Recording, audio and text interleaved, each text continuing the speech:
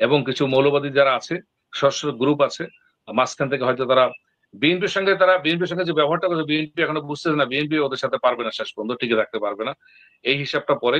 কিন্তু এরা total target হচ্ছে গিয়ে মুক্তিযুদ্ধের সপক্ষে শক্তি আগে আওয়ামী লীগকে ধ্বংস করো। তাদের নীতি, তাদের প্রশ্ন একটাই, আওয়ামী লীগকে যেভাবে বাংলাদেশ থেকে চিরতরে নির্মূল করতে হবে। এই আদর্শে তারা এগিয়ে যাচ্ছে, কিন্তু এটা কোনো রাজনীতির মধ্যে পড়ে না। আজকে এদেরকে কি বলা হয়? ইন্টারিম গভর্নমেন্ট, অন্তর্বর্তীকালীন সরকার। এটা কোনো জাতীয় সরকার না, এটা কোনো রাজনৈতিক দলের সরকার না। একটা অভ্যুত্থান হয়েছে, মেনে নিলাম।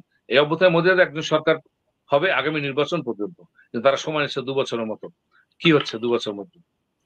সংবিধানের কোনো বিল পাস করতে পারবে? পারবে না। আজকে আদালত, মাননীয় বিজ্ঞ আদালতে কি হচ্ছে? সেখানে তো স্বাধীনতা বিরোধী যারা 71-72 সংবিধান, তাদেরকে সেখানে প্রতিষ্ঠিত করতেছে।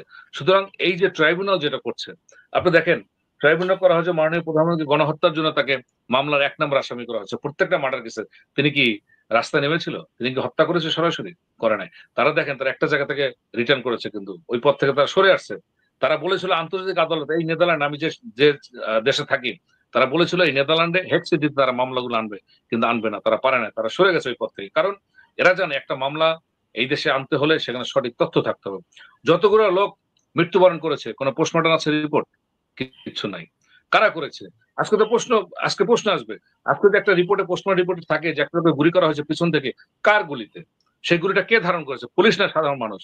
এবং গুলির নাম্বার কত, সিরিয়াল নাম্বার কত, এগুলো সব আসবে। যে কোনো তারা ভয় এই আন্তর্জাতিক আদালত থেকে সরে গিয়ে বাংলাদেশের সেই আমাদের ট্রাইব্যুনাল করা সেই আদালতে তারা মামলা বিচার করা, মানে পরিচালনা করছে। এগুলো টেকবে না। এদের প্রত্যেকটা তথ্য ভুল। এগুলো আমরা আন্তর্জাতিক পর্যায়ে জাতিসংঘ থেকে শুরু করে ইউরোপিয়ান পার্লামেন্ট এবং এই আন্তর্জাতিক আদালত যেটা হেগে আছে, সব জায়গায় আমরা সবকিছু দিয়েছি, এবং তারা এগুলো আজ কালকে ইনভেস্টিগেশন করবে। সুতরাং আজকে তারা যেভাবে দেশটাকে তছনছ করে দিচ্ছে, আমার দাবি থাকবে এই সোনার বাংলাদেশকে আপনারা তছনছ করেন না। গণতন্ত্র ফিরিয়ে আনার জন্য সুষ্ঠু নির্বাচনের ব্যবস্থা করুন, সকল দল অংশগ্রহণ করুন, জনগণ যাকে ভোট দেবে তিনি নির্বাচিত সুন্দর সঠিক রাষ্ট্রটা সুন্দরভাবে চালাক। আজকে ভুলে গেলে চলবে না, 18 কোটি জনগণ একবার যদি সবাই সন্ত্রাসের দিকে চলে যায়, একে অপরের মধ্যে হিংসাত্মক ভাব নিয়ে রাস্তায় নেমে পড়ে, তাহলে গৃহযুদ্ধ কিন্তু অনিবার্য। আর এই যুদ্ধ থামাতে কেউ পারবে না। বাইরে পরাশক্তিরা চাচ্ছে দেশটাকে ধ্বংস করতে, আপনি এই পথ থেকে সরে আসুন। বাংলাদেশ আওয়ামী লীগ, বিএনপি, জাতীয় পার্টি যারা আছে, বাম দল, যারা ইসলামিক দল, সবাই একসাথে ঐক্যবদ্ধ সুন্দরভাবে নির্বাচন করেন।